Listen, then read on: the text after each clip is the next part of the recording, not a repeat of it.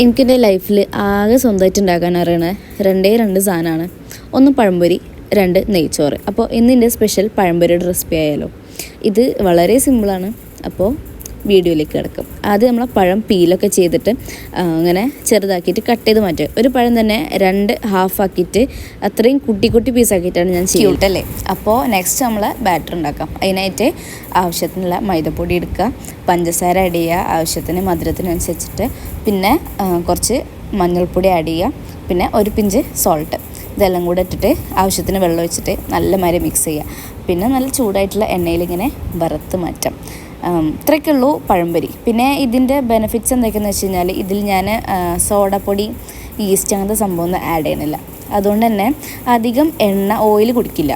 അപ്പം നല്ല അടിപൊളിയായിട്ട് ക്രിസ്പി ആയിട്ടുള്ള പഴംപൊരി കിട്ടും. ഇതിന് വേണമെങ്കിൽ ഒരു ഹെൽത്തി പഴംപൊരി എന്ന് വേണമെങ്കിലും പറയാം. അപ്പോൾ ഓക്കെ ഗൈസ്, ബൈ.